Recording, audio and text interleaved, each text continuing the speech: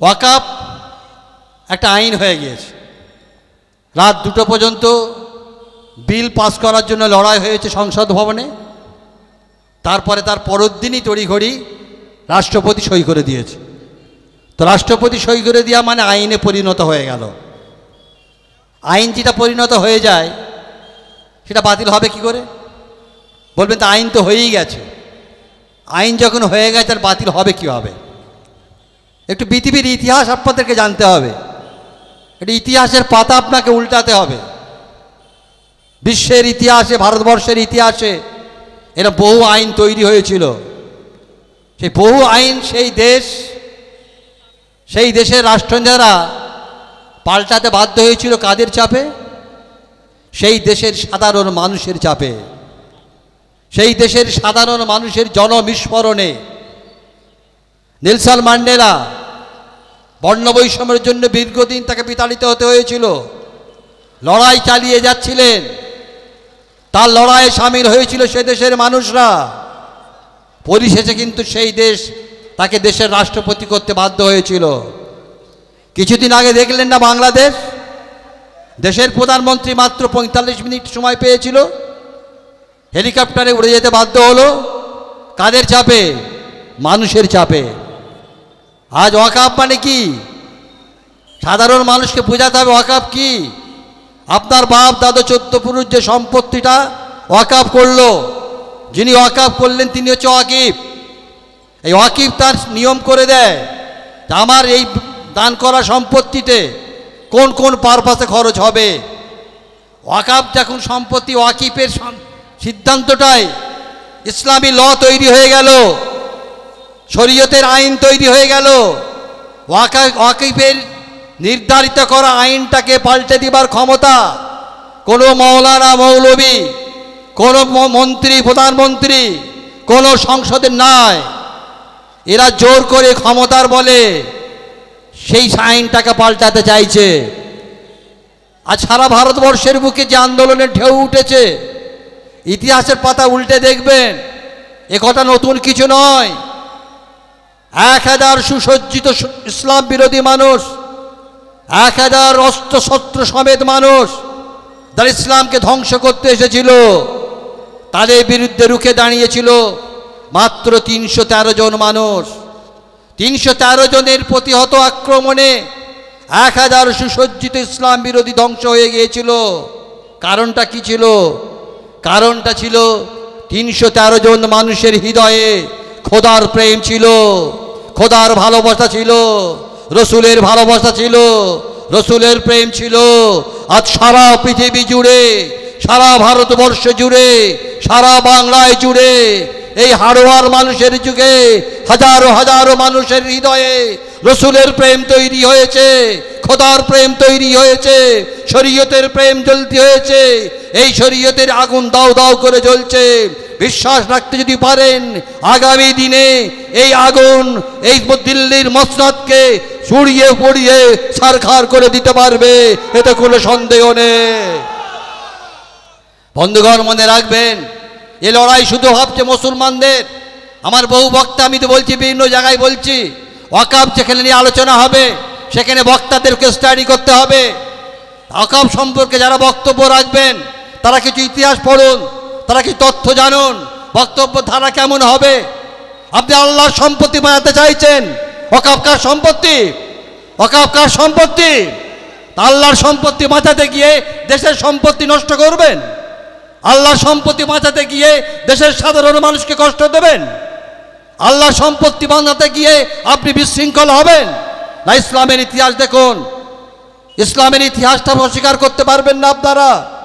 আজকে যে আন্দোলন হচ্ছে অন্য সম্প্রদায়ের মানুষকে বোঝাতে হবে এই আন্দোলন শুধু মুসলমানদের বাঁচার আন্দোলন নয়, এই আন্দোলন মুসলমানদের ওয়াকাফ বাঁচানোর আন্দোলন নয়, এই আন্দোলন মুসলমানদের ইসলাম বাঁচানোর আন্দোলন নয়, এই আন্দোলন দেশ বাঁচানোর আন্দোলন, এই আন্দোলন সংবিধান বাঁচানোর আন্দোলন, এই আন্দোলন গণতন্ত্র বাঁচানোর আন্দোলন, এই আন্দোলন পৃথিবীর বৃহত্তম দেশ এই ভারতবর্ষের মধ্যে বিভিন্ন সম্প্রদায়ের মানুষের মধ্যে যে সহনশীলতা, যে সহমর্মিতা, যে উদারতা, যে পারস্পরিক মিল মহাব্বত আছে তাকে বাঁচিয়ে রাখার আন্দোলন।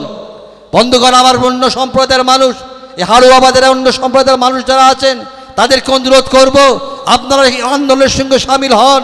দেশ আজ শেষ হতে যাচ্ছে, দেশের সংবিধান শেষ হতে যাচ্ছে।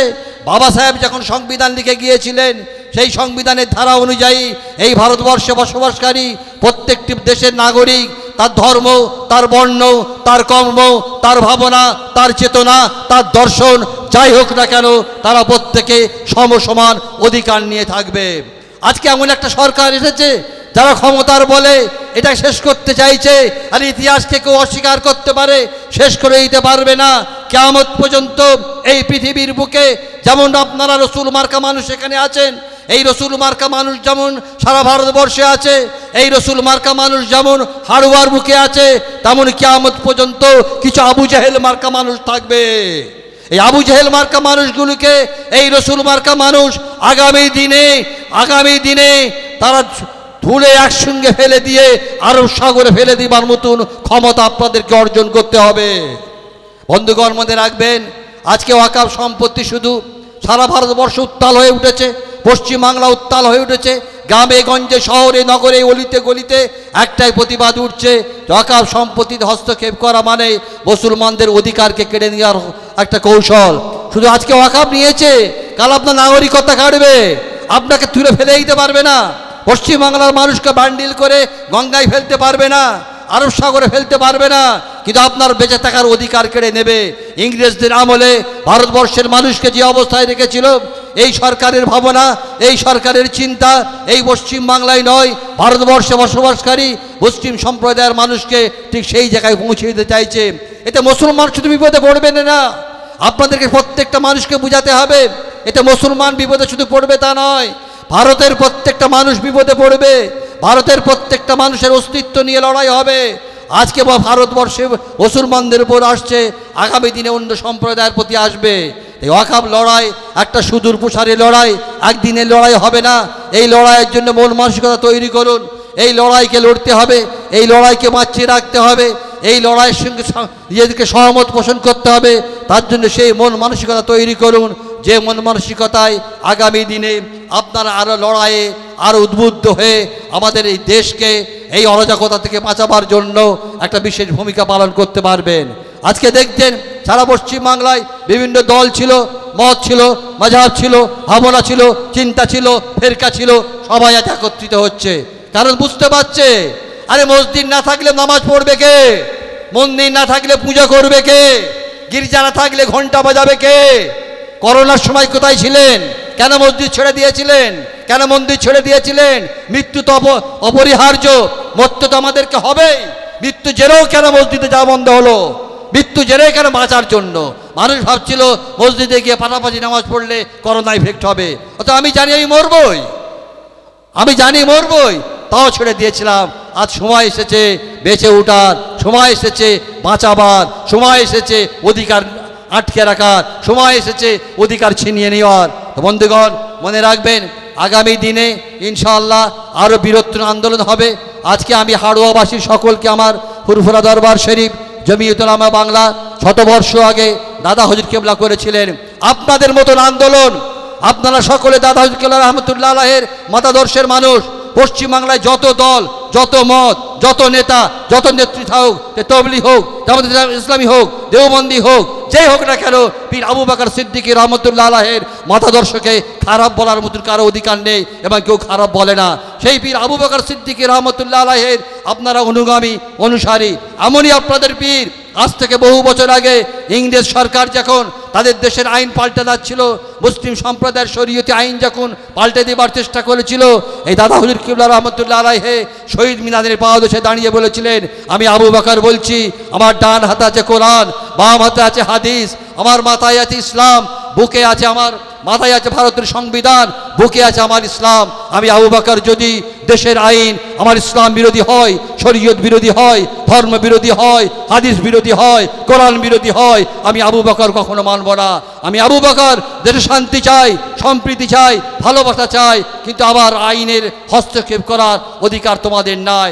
আজ আবার সময় এসেছে জেগে ওঠার, সময় এসেছে জাগ্যে তোলার, সময় এসেছে একতাবদ্ধ হওয়ার, সময় এসেছে লড়াই করার, সময় সময় এসেছে প্রতিবাদ করার, সময় এসেছে প্রতিরোধ করার।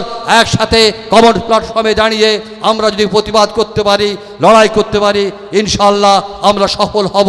কারণ আল্লাহ পাক রহমতের হকের জন্য, ন্যায়ের জন্যে, সত্যের জন্য যারা লড়েছে তাদের পেছনে আল্লাহর রহমত আছে, ইনশাআল্লাহ আগামী দিনও থাকবে। আগামী 26 তারিখে শহীদ মিনারে যে সমাবেশ হচ্ছে, সেই সমাবেশে ব্রিগেডে সমাবেশ হচ্ছে, সেই ব্রিগেডে আপনারা সকলে যাবেন তো? হাত তুলে যাবেন তো? ব্রিগেডে আপনারা গিয়ে একটা নতুন ইতিহাস লেখা হবে। স্বাধীনতার পরে মুসলিমদের ডাকে কোনো সমাবেশ মনে হয়নি। স্বাধীনতার পরে ব্রিগেডে রাজনৈতিক সভা প্রচুর হয়েছে, কিন্তু মুসলমানদের সভা হয়নি। এই মুসলমানদের সভাটা শুধু মুসলমানদের জন্য নয়, ইতিহাসের পাতায় লেখা হবে এ সবাই ভারতকে বাঁচানোর জন্য মুসলমানরা করেছে। ব্রিগেডের সভা সেদিন হবে দেশকে বাঁচানোর জন্য, ব্রিগেডের সভা সেদিন হবে সংবিধানকে বাঁচানোর জন্য, ব্রিগেডের সভা সেদিন হবে গণতন্ত্রকে বাঁচানোর জন্য। আর ওই ব্রিগেডের ঐতিহাসিক সমাবেশে আপনারাও অংশগ্রহণ করে ইতিহাসের পাতায় আপনারাও নাম নথিভুক্ত করবেন। ওই ইতিহাসের সাক্ষী আপনারাও হবেন। আগামী প্রজন্ম ইতিহাস যখন অধ্যয়ন করবে তখন তারা দেখবে দেশ যখন বিপদে পড়েছিল আমার বাপ দাদরা তারা একত্রিত হবে কলকাতার বুকে যে সমাবেশ করতেছিল, সেই সমাবেশের পরিপ্রেক্ষিতে তদানীন্তন কেন্দ্রীয় সরকার পিছু হাঁটতে বাধ্য হয়েছিল। এই বিশ্বাস, এই আস্থা আল্লাহর উপর যদি আমরা রাখতে পারি, আমাদের ভাবনা, আমাদের চিন্তা, আমাদের পথ চলার যদি সহজ সরল হয়, সৎ পথে হয়, সত্যের জন্য হয়, ন্যায়ের জন্য হয়, সততার জন্য হয়, নিষ্ঠার জন্য হয়, নিশ্চয়ই আল্লাহ তাআলার রহমত আমাদের উপর বর্ষণ হবে, তাতে কোনো সন্দেহ নেই। আবার আগামী দিনে আরও অনেক বড় বড় সভা হবে, আপনারা বিভিন্ন সভায় অংশগ্রহণ করবেন। আমি শুধু অনুরোধ করব যে আপনারা কোনো জায়গায় এই মিছিল করে ফেলছে, পথ অবরোধ হবে না, এগুলোর সঙ্গে মানানসই নয়, আমরা এর পক্ষে নয়। আপনি অবরোধ করবেন কেন? সময় আসছে, অপেক্ষা করুন, এখনই নয়, এখনই অবরোধ করে ফেলতে হবে, এখনই চালিয়ে দিতে হবে। আজকে আমি জামে পড়ে গেলাম, কেন পথ অবরোধ হয়েছে? কেন পথ অবরোধ হবে? আপনি পথ অবরোধ করবে, খোদার সম্পত্তি বাঁচাতে গিয়ে আড়াইজন বাজে মন্তব্য করার সুযোগ দিচ্ছেন? সময় আছে, অপেক্ষা করুন। ধাপে ধাপে ধাপে ধাপে এগিয়ে যাবে, ধাপে ধাপে এগিয়ে যাবে, সময় আসবে, পরিকল্পনা নেওয়া হচ্ছে, এমন দিন বাঁচা হবে।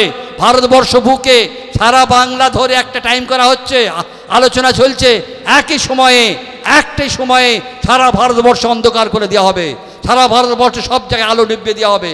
এক সময় সারা ভারতবর্ষের সব বাজারে রাস্তায় অবরোধ হবে, একই সময় সব করে এক সময় অনুযায়ী হবে, তবে আন্দোলনটা হবে, আর কংক্রিট পদ্ধতিতে হবে, তবে সেই আন্দোলনে বিরোধীরা আমাদের কথা শুনতে বাধ্য হবে। আপনারা যারা যে যেখানে নেতৃত্ব দিচ্ছেন, যে যেখানে আহ্বান করছেন, তাদের সঙ্গে সহমত পোষণ করে তাদের নির্দেশিত পথে থেকে আপনারা আন্দোলনকে সংঘবদ্ধ করুন। ইনশাআল্লাহ আগামী দিনে আমরা সফলতার শীর্ষে পৌঁছাবো। এই কথা বলে আমি আবার আপনাদের সকলকে আমার আন্তরিক সালাম, ভালোবাসা জানিয়ে আজকের মতো বক্তব্য শেষ করছি।